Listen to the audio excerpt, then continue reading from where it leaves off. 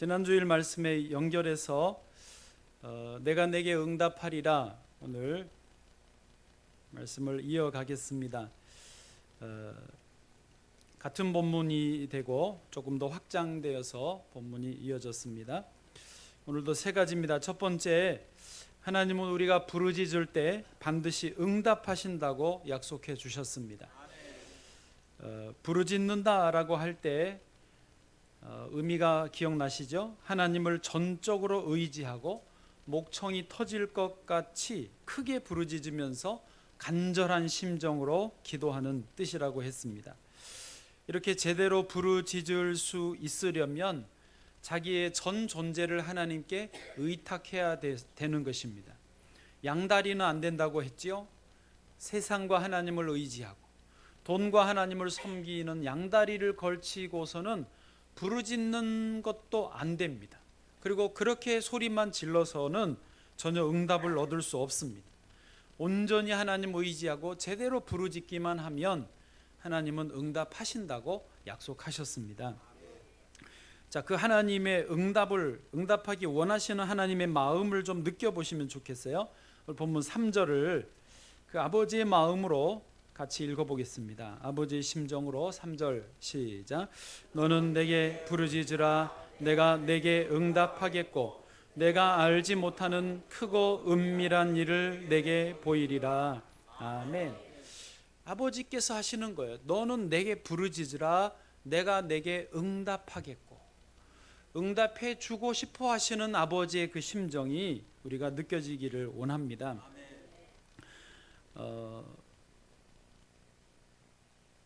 몇 년 전에 저희 교회에 한 6개월 정도 나오셨다가 안 나온 분이 계셨습니다. 그래서 제가 찾아갔어요. 왜 안 나오십니까? 아니, 교회에 다녀도 도대체 문제가 해결이 안 돼서 별로 안 다니고 싶다는 거예요.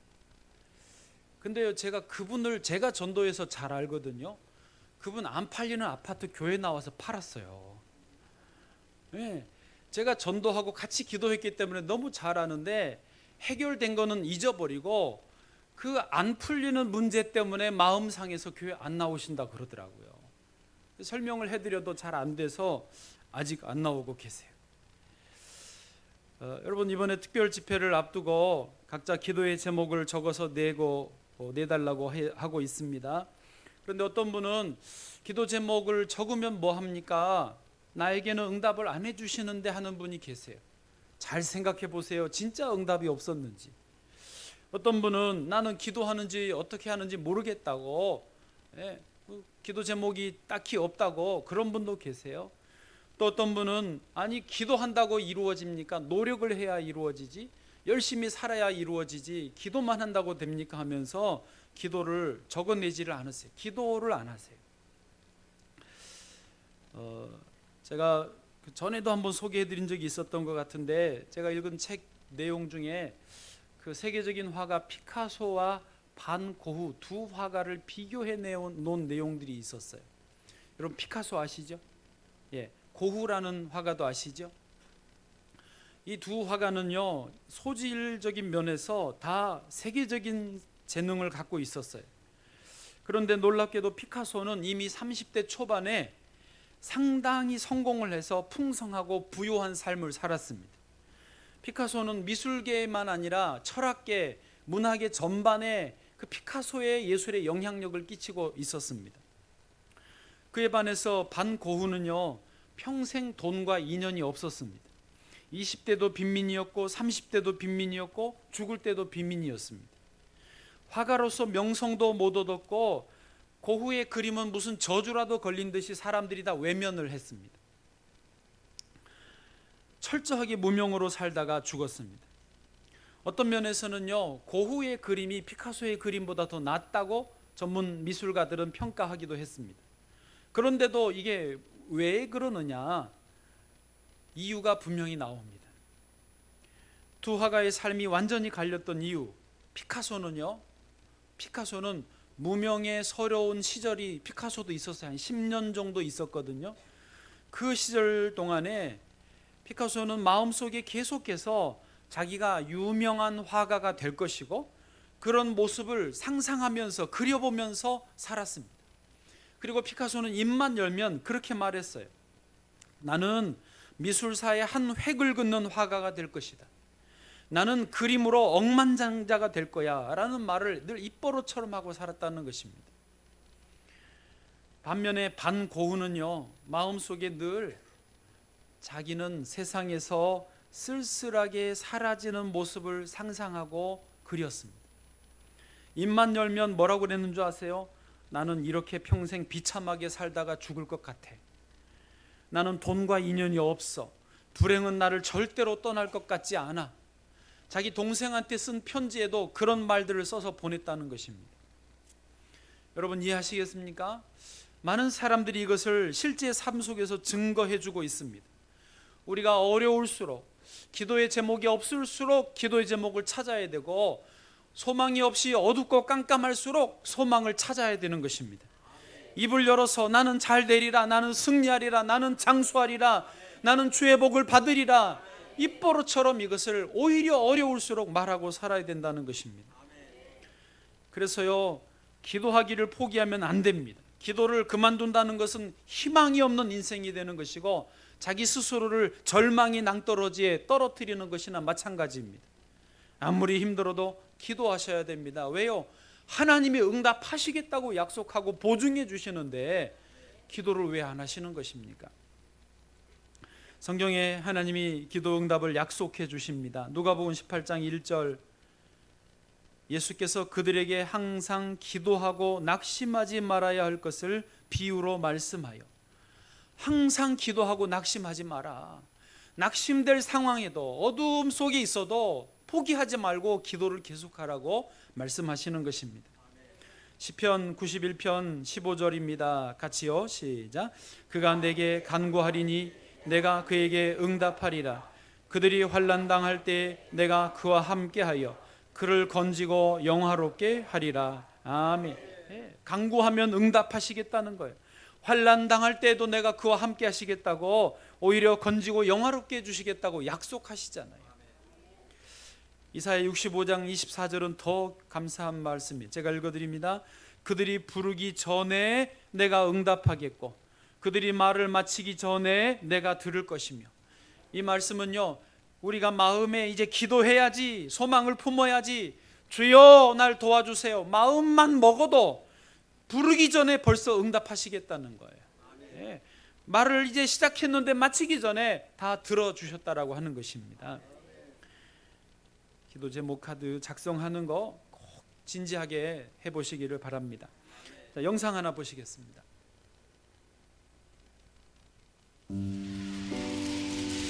여러분이 보셨을 분도 있겠지만은 다시 봐도 감동입니다.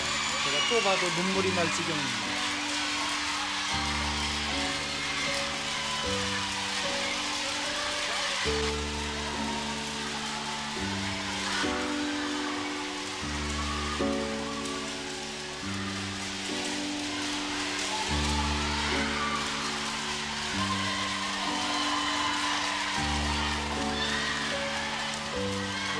중앙선 넘어가면 지는 건데 끝까지 버티는 겁니다.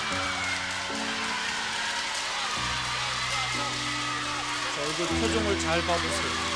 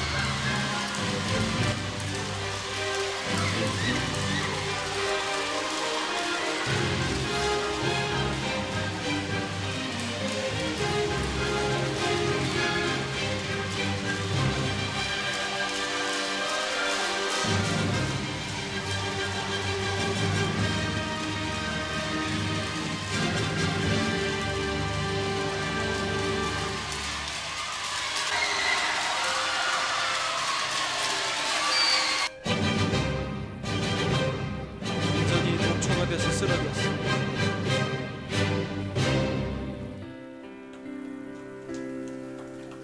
안 끝났어요. 모두가 끝났다고 할 때 믿음의 줄을 놓지 마십시오.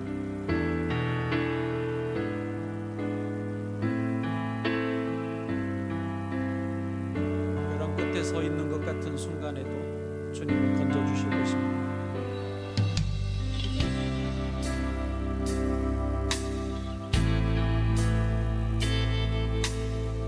기도의 줄을 놓지 마십시오.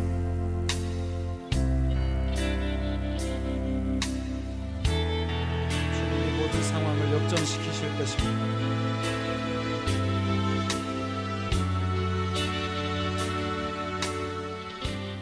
네.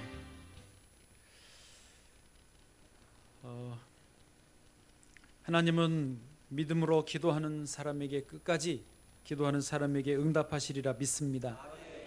두 번째로는 값을 지불해야 됩니다. 무엇을 우리가 얻으려고 할 때에 합당한 값을 지불한 것이 항상 필요합니다. 세상에서 어떤 분들은 로또나 도박 같은 것으로 값을 지불하지 않고 일확천금을 얻으려고 합니다. 아시겠지만 그것은 올바른 마음이 아닙니다. 그것은 타락한 마음입니다. 그렇게 해서 얻은 일확천금은 그 사람들을 행복하게 해주지 못합니다. 오히려 더 어려움으로 낭떠러지로 떨어뜨릴 수 있습니다. 모든 좋은 것, 정상적인 것, 진정으로 복된 것은 값을 지불해야 되는 것입니다. 성경에서 엘리사라고 하는 선지자가 나오는데 그의 스승은 엘리야였습니다. 엘리사에게는 소원이 있었는데 스승 엘리야의 그 영감, 그 능력을 갑절로 자기가 얻기를 원하는 것이었습니다. 엘리야가 이제 하나님 부르심을 받아 죽으러 가는 그 길에 엘리사는 끝까지 따라갑니다. 이제 그만 와라. 나는 여기서 하나님 부르면 가야 된다. 아닙니다. 나는 갑절의 영감을 얻고 싶습니다. 하면서 떠나지 않습니다. 이제 그만 가라. 못 갑니다. 그만 가라. 못 갑니다. 끝까지 따라가니까 엘리야가 마지막에 제안을 하나 합니다. 그러면 하나님이 나를 이제 데리고 올라가실 것인데 그 장면을 너가 눈을 감지 않고 다 보면 너에게 그 소원하는 바가 이루어질 것이다. 여러분, 엘리사 입장에서 지금 여기까지 따라왔는데 그거 못 보겠습니까? 불말과 불병거가 엘리야를 휘감아서 회오리 바람으로 하늘로 들어 올리는 그 장면을 울면서 끝까지 다 쳐다봤습니다. 그리고 엘리사에게 갑절의 영감이 임하였던 것이죠. 할렐루야. 그런 대가를 지불하는 것이죠. 비슷한 예로 수로보니게 여인이 있습니다. 자기 딸에게 흉악한 귀신이 들렸어요. 예수님께 와서 주여 내 딸에게 들린 귀신을 좀 쫓아내 주십시오라고 부탁을 드립니다. 간구했습니다. 예수님이 처음엔 들은 척도 안 하시더니 나중에는 뭐라고 그러시냐면 주인의 상에서 떡을 개에게 던져줄 수는 없다. 자기를 개로 비유하신 것입니다. 그러나 이 수로보니게 여인은 대답합니다. 주여 옳습니다. 개도 자기를 개라 하셨으니까 개도 주인의 상에서 떨어지는 부스러기를 먹나이다 라고 대답하지요. 주님이 이렇게 말하십니다. 은혜 받을 여인이여 복된 여인이여 너의 믿음이 크도다. 돌아가라. 귀신이 내 딸에게서 떠나갔다. 그 값을 지불하고 수로보니게 여인은 딸을 고칠 수 있었던 것입니다. 여러분, 하나님과 우리 사이에 응답을 가로막는 장애물이 있는데 가장 심각한, 가장 큰 장애물이 뭔지 아십니까? 그게 죄입니다. 죄. 하나님과 우리 사이에 기도를 잘 못하게 하고 응답을 가로막는 것이 죄입니다. 죄의 강이에요. 그러면 죄에서 제일 심각한, 제일 죄의 본질이 뭡니까? 그것은요, 하나님을 믿지 않는 것입니다. 이해되셨습니까? 하나님을 믿지 않는 그 죄 때문에 응답이 잘 안 이루어지는 거예요. 자, 이 강을 건너기 위해서 값을 지불해야 되는데 방법은 두 가지가 있습니다. 하나는 하나님 믿지 않음으로 건너는 방법이 있고 다른 하나는 하나님을 믿음으로 강을 건너는 방법이 있습니다. 오늘 본문에서요, 믿지 않음으로 값을 지불하는 방법이 나옵니다. 그게 5절입니다. 5절. 본문 33장 5절을 읽어보겠습니다. 시작. 싸우려 하였으나 내가 나의 노여움과 분함으로 그들을 죽이고 그들의 시체로 이 성을 채우게 하였나니 이는 그들의 모든 악행으로 말미암아 나의 얼굴을 가리어 이 성을 돌아보지 아니하였음이라. 아멘. 짐작하셨습니까? 주님, 예수님을 믿지 않음으로 이 값을 지불하고 응답을 얻는 방법은 뭐냐면 죽는 것입니다. 예수 그리스도 하나님을 믿지 않는 사람에게 값을 지불하는 것은 뭐냐? 그 대가는 사망이에요. 죽음이에요. 멸망을 당하는 거예요.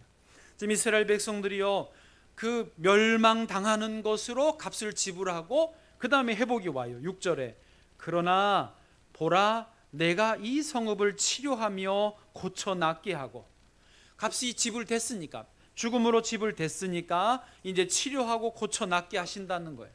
평안과 진실이 풍성함을 그들에게 나타낼 것이며, 믿지 않을 때 값을 지불하는 것은 이렇게 어려운 것입니다.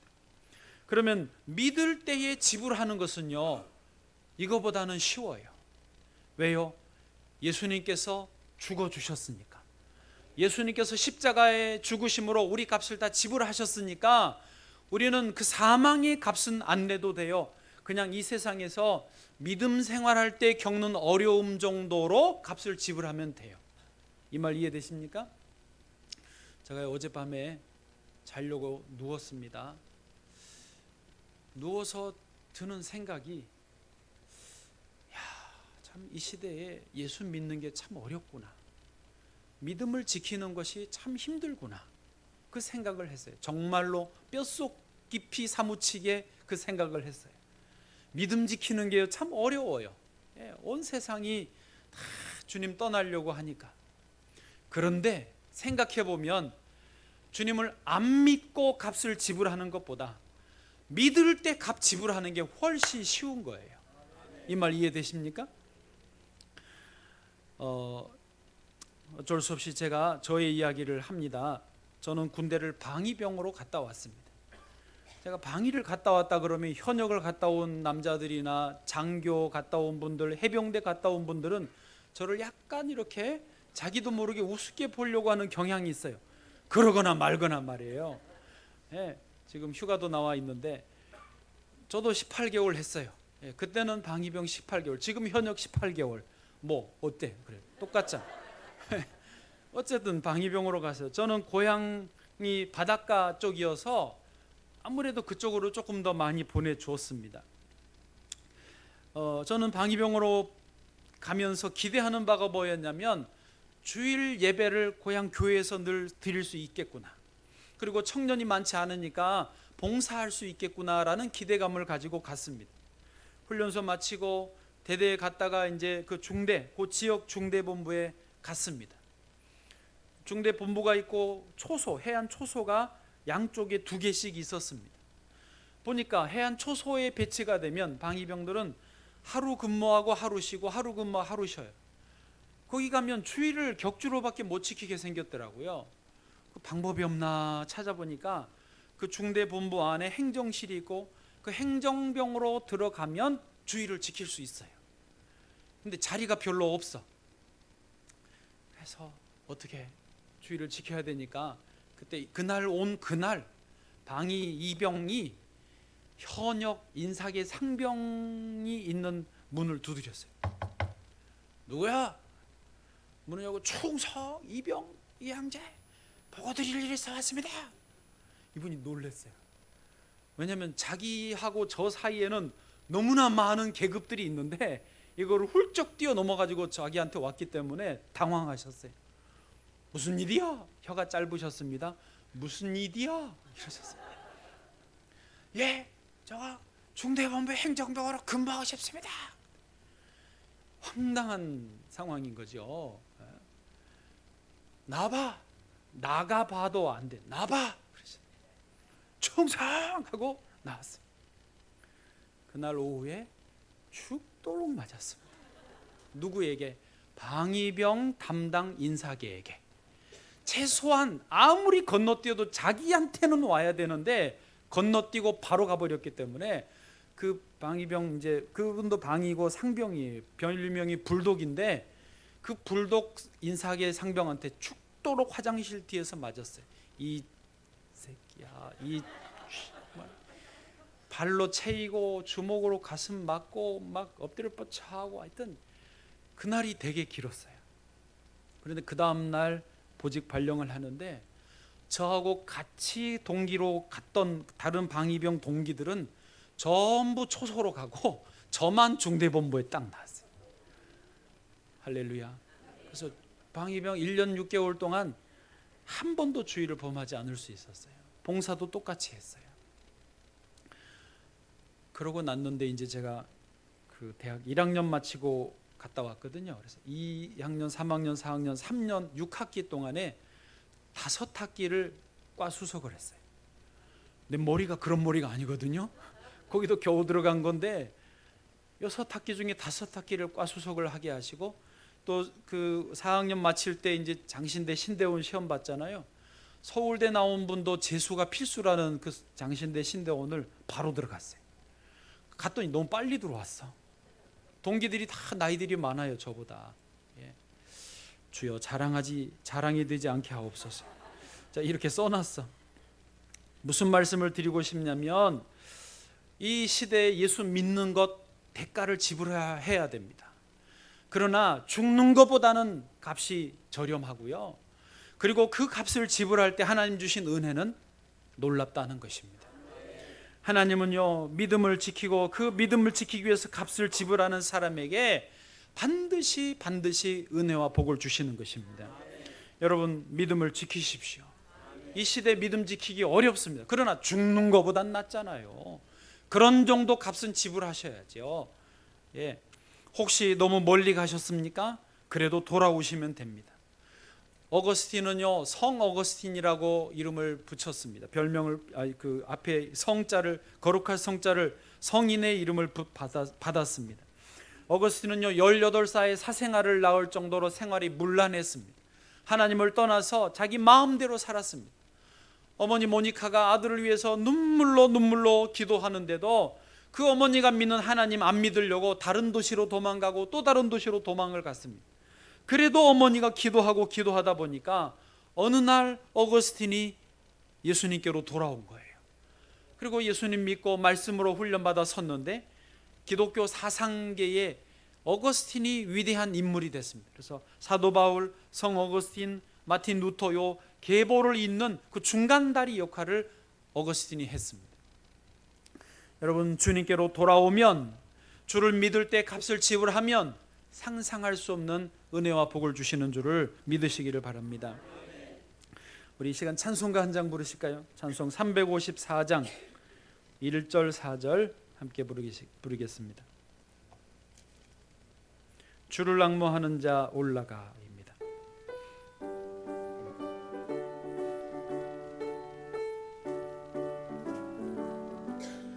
주를 앙모하는 자 올라가 독수리같이 모든 싸움 이기고 근심 걱정 벗은 후 올라가 독수리같이 주 앙모하는 자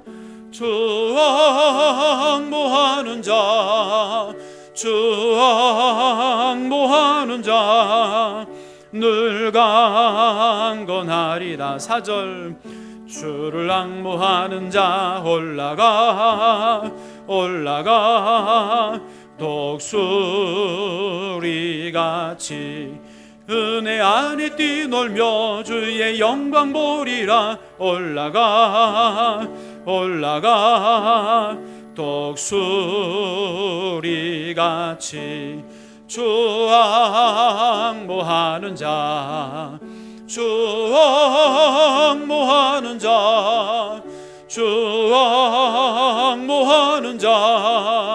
늘 강건하리라. 할렐루야. 마지막으로 세 번째입니다. 하나님께 최상의 응답을 기대하셔도 좋습니다. 아니, 최상의 응답을 기대하셔야만 합니다. 하나님은요, 이제 값을 지불하고 그 믿음에 대한 그 기도에 대한 응답을 주실 때 우리 수준에 아니고 하나님 수준에 맞게 주시는 것입니다. 체면이 있으시지. 하나님 수준에 주시는 것입니다. 오늘 본문에서 9절 말씀 함께 읽어보시죠. 얼마나 그 예루살렘 성읍 유다인들에게 복을 주셨는지요. 시작. 이 성읍이 세계 열방 앞에서 나의 기쁜 이름이 될 것이며 찬송과 영광이 될 것이요 그들은 내가 이 백성에게 베푼 모든 복을 들을 것이요 내가 이 성읍에 베푼 모든 복과 모든 평안으로 말미암아 두려워하며 떨리라. 아멘. 이 성읍이 예루살렘이라고 했습니다. 예루살렘 성읍이 세계 열방 앞에서 나의 기쁜 이름이 될 것이며 찬송과 영광이 될 것이요. 여러분, 지금도요, 예루살렘은요, 세계 모든 사람들이 사모하는, 가보기를 원하는 그 성입니다. 여러분도 가보기 원하지 않으세요? 네, 아멘 하는 분은 갈 수 있을 줄로 믿습니다. 늦었어야 하면 너무 야박하지요? 갈 수 있을 줄 믿습니다. 아멘. 또요, 그들은, 여기 이제 일반 사람들입니다. 그들은 내가 이 백성에게, 유대인들에게 베푼 모든 복을 들을 것이요 내가 이 성읍에 베푼 모든 복과 모든 평안으로 말미암아 두려워하며 떨리라. 여러분, 유대인들 지금도 다 부러움을 사지 않습니까? 예, 그 값을 지불했어요. 그리고 나서 하나님 앞에 이것을 회복을 받았던 것입니다. 하나님은요, 우주 만물의 주인이십니다. 하나님이 선물을 주시면 최고를 주십니다. 그러므로 하나님께 구할 때 가장 최상의 것을 구하세요. 믿음으로. 믿져야 본전이지 뭐. 예? 할렐루야. 최고의 것을 구하세요. 스튜디오스 취업하려고 그래서 안 되면 항공사를 차려버려. 예? 학교 교사가 되고 싶은데 빨리 안 해주면 학교를 차려버려 그냥. 아멘. 하나님이 하시는 거지요. 하나님이. 미국의 부시 대통령은 젊은 날 17년 동안이나 알코올 중독에 빠져 있었습니다. 여러분, 알코올 중독이 얼마나 무서운지 여러분도 아실 것입니다. 자기가 자기를 어떻게 못하는 것입니다. 아버지도 어떻게 못했습니다. 예, 예일대학을 나왔어요. 공부를 많이 해도 이게 중독에 빠져버리니까 도대체 방법이 없는 것입니다. 아무도 도와주지 못하고 어둠의 구렁텅이에서 17년간이나 헤매고 있었습니다. 그러다가 보다 못한 그 부시의 친구가, 야, 너 나하고 주일날 어디 좀 가자. 어디를 가냐? 교회 좀 가자. 나 교회 안 간다. 내가 알코올 중독자가 어디 교회 가냐? 그래도 교회 가자. 너 예배 드려보자. 그래서 한 주 끌려왔습니다. 그 다음 주 또 끌려왔습니다. 몇 개월을 와서 예배를 드리다 보니까 부시시 정신이 돌아오기 시작합니다. 부시시 생각이 온전해지기 시작합니다. 그러면서 완전히 바닥에 있던 자기의 생활이 조금씩 정상이 됩니다. 정신이 돌아옵니다. 그리고 은혜를 받고 예수님 영접하고 주인으로 모시고 나니까 자기에게 이제는 꿈이 생깁니다. 아, 내가 정치를 해야 되겠다. 그러다 내가 대통령이 돼서 이 나라를 잘 이끌어 봐야 되겠다. 꿈이 생기고 그 대통령의 꿈이 이루어지게 되었던 것이죠. 할렐루야. 여러분, 부시시 일어나시기를 축복합니다. 어떤 분은 주일날 교회 나가자 그러면, 아니 피곤한데 잠도 못 자게 하냐, 왜 이렇게 귀찮게 하냐, 사는 것도 힘든데 왜 이렇게 교회 나가자고 힘들게 하느냐라고 하십니다. 말 좀 해주세요. 인생이 피곤하기 때문에, 괴롭기 때문에 주 앞에 나와야 한다고 말 좀 해주세요. 인생의 짐이 무겁고 힘들기 때문에, 그래서 더더군다나 주 앞에 나와 예배를 드려야 된다고 알려주시기 바랍니다. 피곤하다고, 지친다고, 괴롭다고 앉아 있으면 길이 보이지 않습니다. 영원히 나올 수 없을지 모릅니다. 그러나 그럴수록 힘을 내서 살아계신 하나님 앞에 나와 예배를 드려야 된다는 것입니다. 어떤 분은 우리 신앙생활을 헬리콥터에 비유하는 것을 봤습니다. 헬리콥터는요, 이 동체가 아주 무겁지 않습니까? 거기에 무기도 장착하면요, 무게가 상당합니다. 그런데 이게 날라요. 땅을 올라서 원하는 곳으로 갈 수 있는 그 힘이 생기는 것입니다. 무엇입니까? 그 헬리콥터 날개가 위에서 붕붕붕붕붕붕 돌면서 이 무거운 짐을 들어 올려주는 것입니다. 우리 삶이 무겁습니다. 괴롭습니다. 복잡합니다. 힘듭니다. 가만히 있으면 땅바닥을 길 수밖에 없지만 성령의 역사가 있습니다. 하나님의 능력이 역사하십니다. 우리를 날게 해주시는 하나님의 날개가 있어서 우리는 날아가는 것이죠. 그래서 신앙생활을 헬리콥터와 같다라고 비유하는 것을 제가 보고 맞다라고 생각했습니다. 지금 이 시대에 참 우리가 어렵지만 그럴수록 믿음을 지켜야 되겠습니다. 그럴수록 꿈을 크게 가져야 되겠습니다. 저 여러분의 삶 속에 꿈이 있기를 바랍니다.